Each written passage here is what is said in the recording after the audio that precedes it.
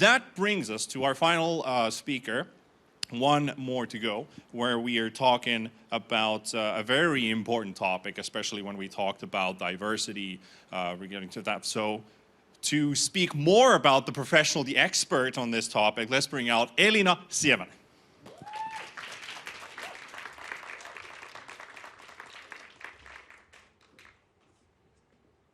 Hello, is this on? Oh my God, I need to operate like 3 devices at the same time. Yes, thanks for the introduction. I don't know about expert, but I'm trying, okay? First of all, hello, Bit1. I'm Elina, and I'm very humbled. As John requested, be humble, so I'm very humbled right now to be here and to tell you all a little bit about we in games. What we are, what we do, etc. It's my first presentation in a long time as lockdown happened, so bear with me, I'm a little nervous.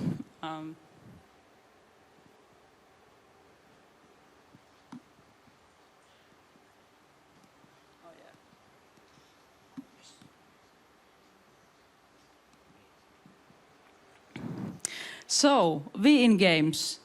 We are an organization, a society for everyone interested in supporting diversity, inclusion and accessibility in games and game places. We started and continue to be a network of current and future developers, simply people who were interested in connecting. We are here not to divide, but to connect.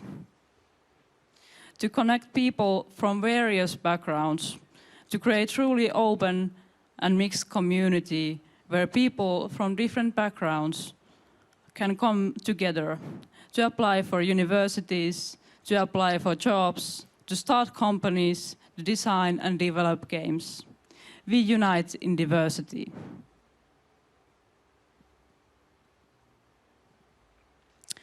So, who am I and why do I care? Isn't the space already pretty open? I mean, all of you got here already, so it must be pretty open.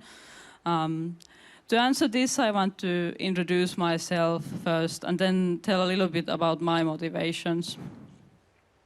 So, my name is Elina. I've been in games for a few years now. I've studied 3D in Metropolia, as many of you have. I didn't get in the first time. So I opted to study games for a year, then I reapplied, and now afterwards I think having that as a side quest was great, but let me tell you, it didn't feel nice the first time I applied and the letter came and yes. Now, currently, I work as a rigging artist at Remedy, which means I fight really obscure problems related to character deformation. I do a lot of weight painting and programming, and if you have tried any of them, you either hate it or you basically became a programmer or a rigger. Related to favorite things, I like robots, computers and coffee, I mean who doesn't? And on my free time I play Going Under on PS4. It's a really good parody game about how it feels to be an intern set on an impossible quest. I really do recommend it. You can follow me on Twitter on @ccolian. I most likely will follow you back because I really like checking out student stuff because students often work with the latest tech. Meanwhile, us who need to ship a game often tend to go for a little bit safer, a little bit older solutions.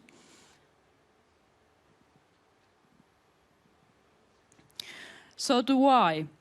Everyone's motivation is a bit different, but personally I think, as many of before me, both Sophie and John said, making good games is extremely hard, as some of you know. Our game dev circle is small and it doesn't get that much bigger abroad. Like if you name a developer, it's very, very likely that if you know a person who knows a person, then the last person will probably end up knowing the developer that you have named. The circles are really so small. Finland is also small, and as with every country, not everyone thrives here. Someone needs more sun and less personal space, and that is very okay. However, someone will be the opposite, and we need those people.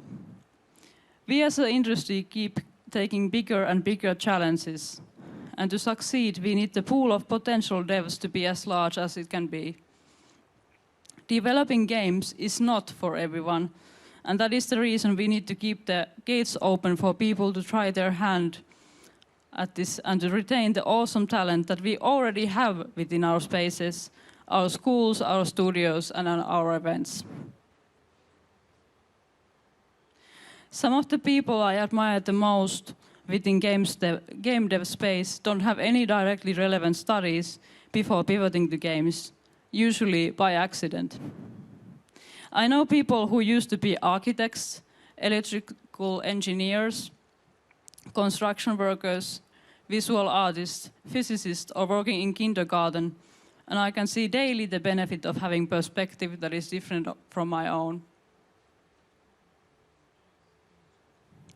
I was once approached after giving a presentation on what it's like to study 3D in university by a girl, and I say girl because it's relevant to the story. She had been studying advanced maths for years now and was wondering whether she should continue to study maths in university or try to apply for a game study program to become a programmer. Of course, in theory, she can always do both. Go first for the math route and then switch to games. I think it's a very valid plan. But what she said next to me really did confuse me. She whispered me, "Do you feel the game engines are aimed for boys?"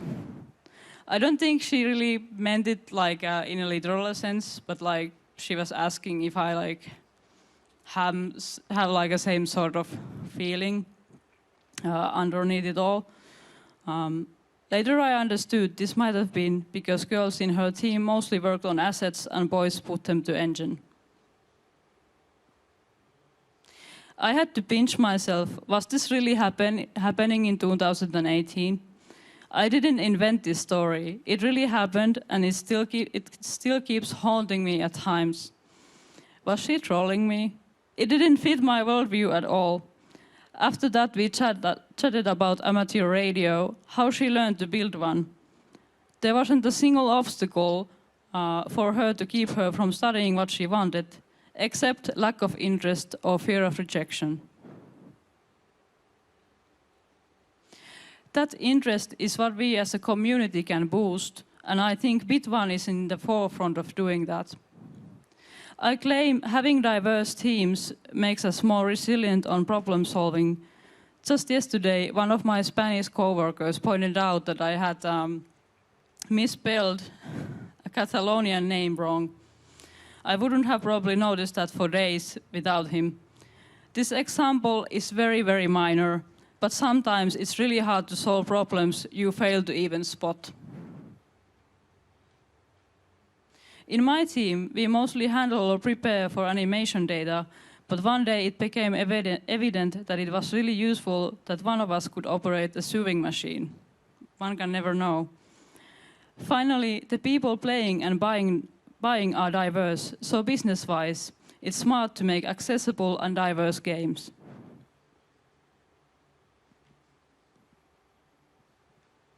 So then, what is WIGFI actually doing? Well, we have a yearly mentorship program. Any WIGFI member with related experience can apply to be a mentor, and anyone on any level can apply to become a mentee. So maybe you are just starting in game industry, like maybe you're a fresh graduate or a person who is actually working on a totally unrelated field, but feels kind of like maybe I would should do the switch. Or maybe you are doing graphic design and you would like to really get some mentoring for your portfolio, for example. Then we are hosting a Discord server for our members who are developers or people interested in game industry. There's a regular chat and online events there. Then we also promote and help other organizations with a shared interest in and outside of our industry. For example, I'm currently wearing a nice reflector by Game Makers of Finland. We also do maintain a speakers list for inviting specialists to events, connecting speakers to new audiences and panels.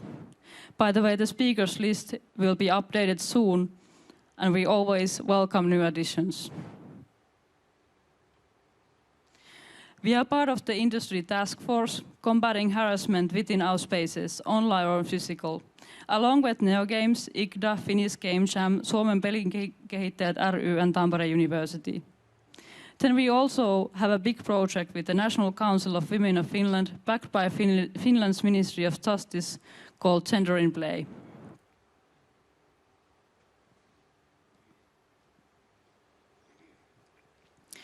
As funded by Ministry of Justice, we took a glance at one of 117 games that launched in Finland between 2018 and 2020.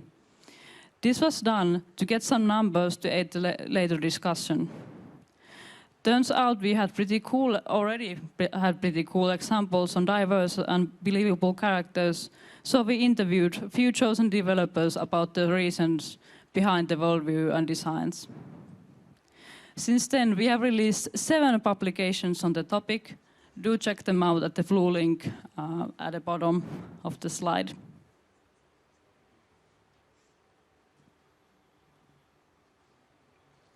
Next, I want to mention 2 very soon coming events.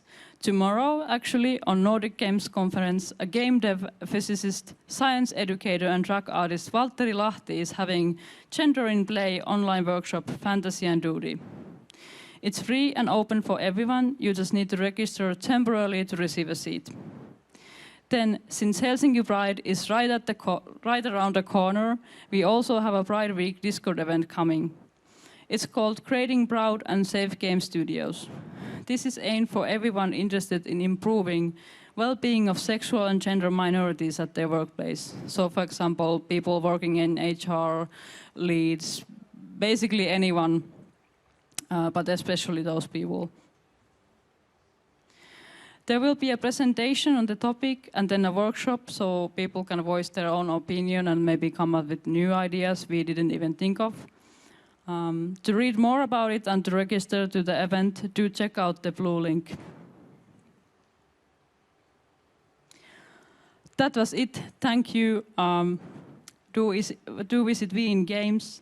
I wish you all have a nice evening, and I wish good luck to tonight's all finalists. I find you all very inspiring. I wish to hear more about you after this event. Thank you.